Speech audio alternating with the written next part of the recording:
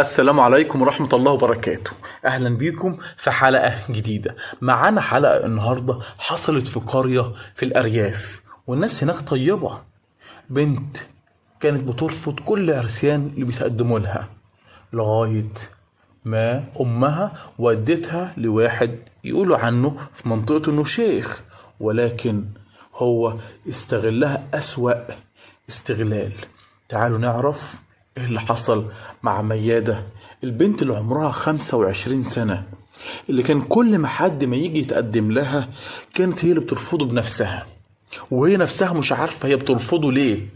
مرة تقدم لها راجل موظف محترم، برضه رفضته.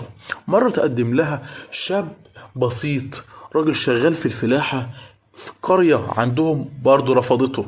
لغاية ما تقدم لها شخص كان صديق أخوها، كان جاي من الخليج، برضه رفضته. وهي وتعيط وهي مش عارفة هي بترفضه ليه ومش مستريحة. لو كانت الخطوبة بتتم كانت تفضل كل يوم تقطع في هدومها وتشد في شعرها وأكن في مصيبة حصلها.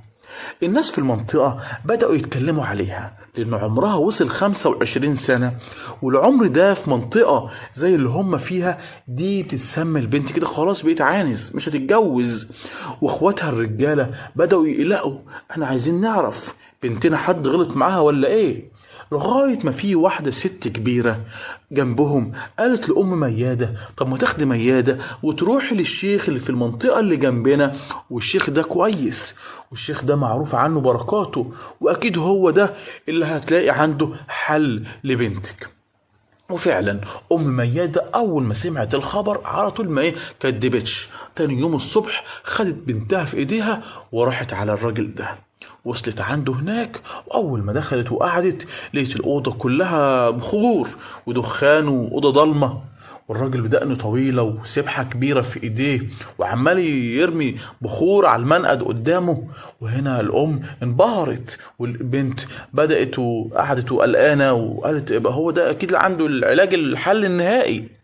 واول ما بص المياده عجبته وقال البنت دي معمول لها عمل ربط شديد ومش بسهولة انه يتفك.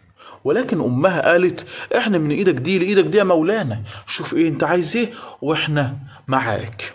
قال البنت دي تيجي يوم وتسيب يوم، تيجي يوم وتسيب يوم، وتيجي لوحدها. ده مش طلبي، ده طلب اسيادنا، ولو ما عملتوش كده بنتكم دي هتفضل طول عمرها على الوضع ده، وعمرها ما هتخف وعمرها ما تتجوز وتبقى بنت عادية زي كل البنات. وهي قالت احنا معاك على اي حاجة، وكل الفلوس اللي انت عايزها واي حاجة انت تحتاجها احنا بين ايديك.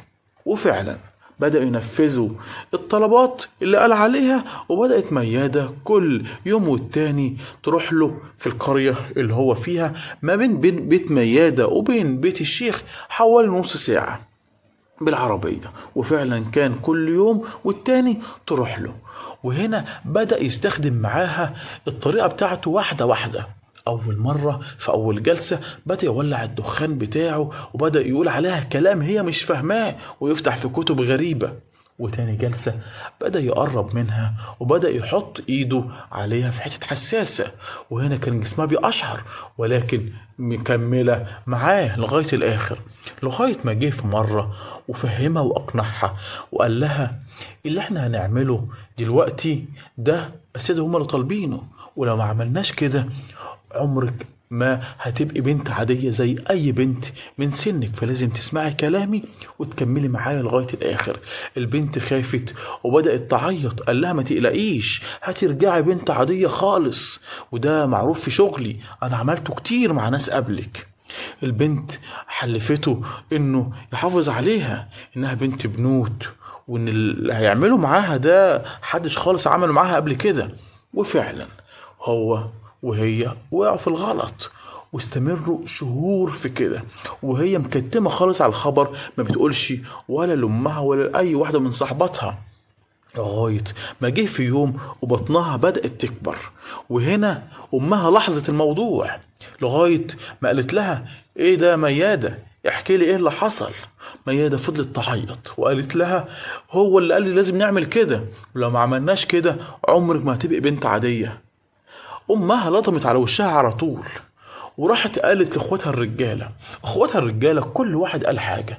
اللي قال نقتله، والتاني قال لا احنا نمسكه ونفضحه في البلد كلها. ولكن امهم قالوا احنا انتوا كده بتفضحوا بنتنا مش بتفضحوا الراجل.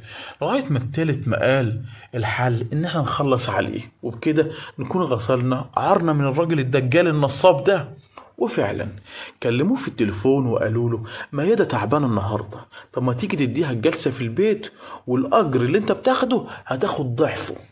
وفعلا جه الراجل ودخل البيت، قفلوا الباب بالمفتاح. هو هنا قلق شوية ولكن برضه فضل مستمر معاهم. بدأ يطلب منهم فين الدخان وفين الحاجات اللي احنا بنشتغل بيها. وهنا اخوها الكبير على طول وجه له سؤال وقال له انت عملت ايه بقى في اختنا؟ قال له انا كنت بعالجها وبساعدها. قال له طب انت بتساعدها، بنتنا حامل ازاي؟ قال له انا معرفش، دي حاجة تسألوا فيها بنتكم. جابوها وهي بتعيط وحكت كل حاجة. الشيخ بعدين قال لو اتكلمتوا بنتكم هتتفضح في القرية، فاسكتوا وكتموا على الموضوع وحاول نعالج الموضوع بالراحة.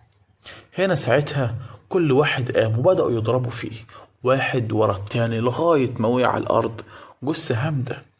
هنا مسكوه لفوه في الحصيرة اللي في الأوضة وخدوه في عربية نقل ورموه في ترعة على آخر البلد بتاعتهم، وجابوا حجر كبير بحبل وربطوه ورموه في الترعة دي. وتاني يوم الصبح بدري الناس اللي رايحة الشغل بصوا لقيوا حاجة طافية على وش المية. كان الحبل اتفك من الحجر. وهنا لما فتحوها لقيوا فيها جثة الشيخ، لأن البلد كلها عارفاه إنه في قرية قريبة منهم. وهنا على طول الشرطة لما جات وبدأت تحقق في الموضوع بدأوا يوصلوا آخر حد كان موجود عندهم هم بيت ميادة، وراحوا بدأوا يحققوا معاهم واحد واحد، وبدأوا يلاحظوا ان الام متوترة وعمالة تعيط. وهنا خدوها على جنب لوحدها وقالوا لها يا حاجة تحكي لنا كل حاجة، علشان لو ما قلتيش بالكلام بالبراحة هتقعوا كلكم وهتتحاسبوا كلكم واحد واحد. وهنا واحد من الاخوات قال ايوه احنا اللي خلصنا عليه علشان عمل كذا كذا. الشباب كلهم التلاتة اتحبسوا، والأم بعد ما كانت بتدور العريس لبنتها بتروح تزور عيالها في الحبس، والبنت ما بقتش بنت بنوت والدجال راح لحاله.